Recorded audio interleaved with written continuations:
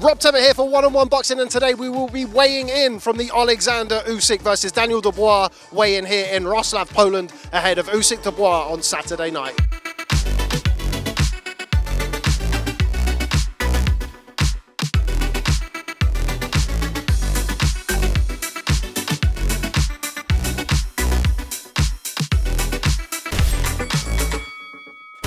So now joined by Alex Krassyuk of K2 Promotions. Alex, the weigh-in is done. All of the talking is over. We're almost there. Usyk Dubois tomorrow night.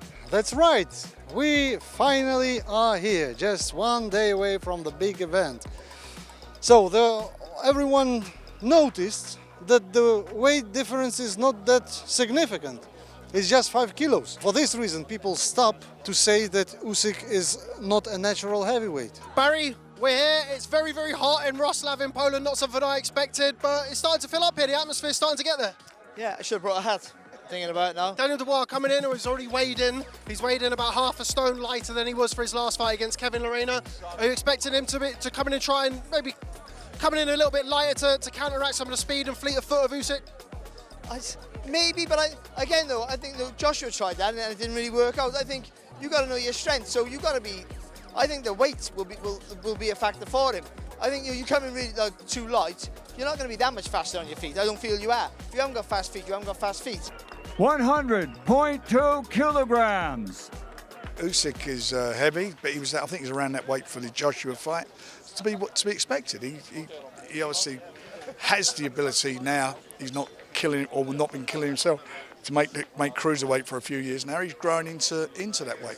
I don't want him chasing the fight. I don't want him losing rounds. I want him to get out there, get behind his jab, take the centre of the ring, impose himself, do what AJ didn't do. That's what he needs to do. I spoke to Daniel yesterday and I quote, I'm going to go out there and I'm going to throw crazy shots and I'm going to be wild. Is that what he needs to do? But also does that carry an element of risk?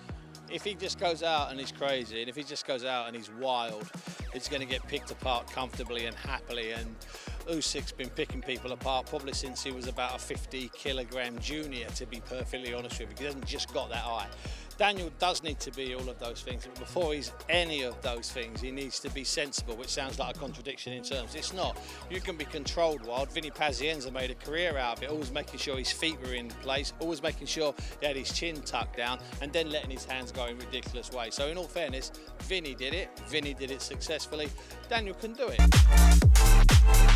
Joined now by Russ Anber of Team Usyk, of Team Beterbiev, of Team Lomachenko. You're a team everybody, aren't you, Russ? Well, thank you, mate. I appreciate that. It's a real thrill that I'm able to work with great fighters like that. You know, it's an honor, man. It's like a dream come true. For Oleksandr Usyk, a rare fight, might I add, somewhere a little bit closer to home than we've seen him in recent years. He seems very excited by that. You know, I'd love to take credit for this, but I can't. But Sam from ESPN said this is the first time he's not the visiting fighter. He's not the supposed B-side, you know what I mean? And I said, wow, I didn't even think about that because we were so accustomed to always traveling and fighting in the opponent's backyard. And this is kind of like as close as we can get to his backyard. So different vibe to it. A lot of people screaming out there for Usyk, so it's nice. Makes him feel good, I'm sure. Prince Aadam Hamed. Joined by Aadam Hamed. Adam, you are now officially weighed in as a professional fighter. Excited for tomorrow night? Honestly, I can't wait. It's all surreal, the support I've had. And not only that, look at this crowd. Who gets to do this on their debut? You know, I'm truly blessed and alhamdulillah for everything. I can't actually believe what's going on right now, but I always knew it was going to be big, but maybe not this big. It's Spencer McCracken Jr., trainer of Aadam Hamed. Spencer, Adam looked in incredible shape up there. Yeah, he's trained hard and you can see it on the scales. He's in good shape, he's ready to go. Last few hours ahead of tomorrow night, his professional debut. What's the plan between now and then? Stay nice and relaxed? We just chill out like we have done all week. It's nice, calm and relaxed, and it'll be the same now till the fight and then get the job done and get home. Joined now by the little prince himself, Sol Hamed, the youngest of the Hamed brothers. Of course, we are one day away from the professional debut of your brother Adam. You must be excited, Sol. I can't wait. It's nothing but smiles over here, man. Can't wait. Final prediction for tomorrow night. How does it go, the debut? I'm not looking for it, but I definitely expect a knockout. First round knockout, in my opinion.